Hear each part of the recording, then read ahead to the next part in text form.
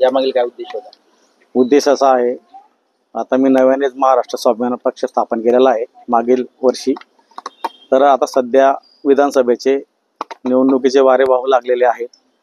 तर या महाराष्ट्रामध्ये महाराष्ट्र स्वाभिमान पक्षातर्फे निवडणूक लढवावी असा माझा या ठिकाणी उद्देश आहे.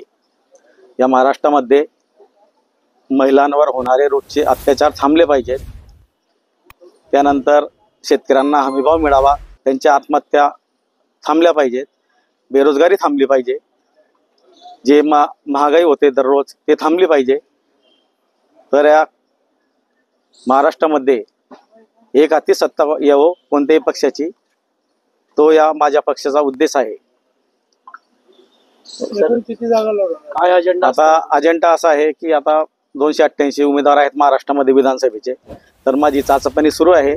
उत्तर महाराष्ट्रामध्ये नंदुरबार, धुळे वगैरे संपर्क सुरू आहे.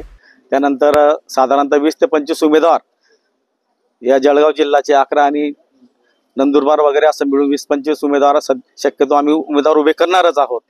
चोपड्याचं फिक्स झालेलं आहे, परंतु नाव अद्याप बाकी आहे उमेदवाराचं. सर, आपल्या संघटनेचं काय नाव आहे आणि गेल्या वर्षभरात त्यांनी काय कार्य? मी आता माझ्या पक्षातर्फे महाराष्ट्र स्वाभिमान पक्ष हा माझ्या पार्टीचं नाव आहे. मी मागील वर्षापासून शेतकऱ्यांसाठी रास्ता रोको केलेला आहे. धानोरा ठिकाणी इथं धरणे आंदोलन केलेलं आहे. शेतकऱ्यांना हमीभाव मिळण्यासाठी, शेतकऱ्यांच्या मुलांना आर्थिक आणि नोकऱ्यांमध्ये आरक्षण मिळावं अशी मी या ठिकाणी पक्षातर्फे आंदोलने आणि धरणे आंदोलन मोर्चे वगैरे काढलेले आहेत.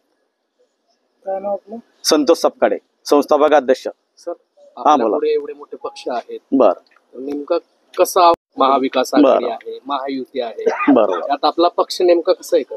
आता माझी भूमिका चांगली असणार आहे. जनतेसाठी, जनतेच्या कामं करण्यासाठी, महिलांवर अन्याय अत्याचार थांबण्यासाठी, शेतकऱ्यांची आत्महत्या थांबण्यासाठी, बेरोजगारी थांबण्यासाठी हा माझा उद्देश आहे. त्यातच मराठा आरक्षण असेल, ओबीसी आरक्षण, त्यांचं ते त्यांना मिळावं, जे प्रश्न आहेत, जे प्रश्न सध्या राज्यात मोठा विषय आहे, बरोबर, त्यावरून महाविकास आघाडी असेल, महायुती असेल, दोघांची गोची झालेली आहे, बरोबर. तर या संदर्भात आपला पक्ष या बांधवांना न्याय देण्यासाठी काही प्रयत्न करेल का? बरं, आता बघा, संविधानामध्ये, लोकशाहीमध्ये प्रत्येक समाजाला अधिकार दिलेला आहे संविधानानुसार. आता लोकसंख्या वाढता असता त्या समाजाला आरक्षण मिळावं असं सुद्धा तरतूद केलेली आहे. तर मराठा समाजाला आरक्षण मिळावं, धनगर समाजाला आरक्षण मिळावं, त्यांच्या त्या सोयीनुसार त्यांना, मुलांना शैक्षणिक, आर्थिक असं त्यांना आरक्षण मिळावं, ही सुद्धा माझी भूमिका आहे. ठीक आहे.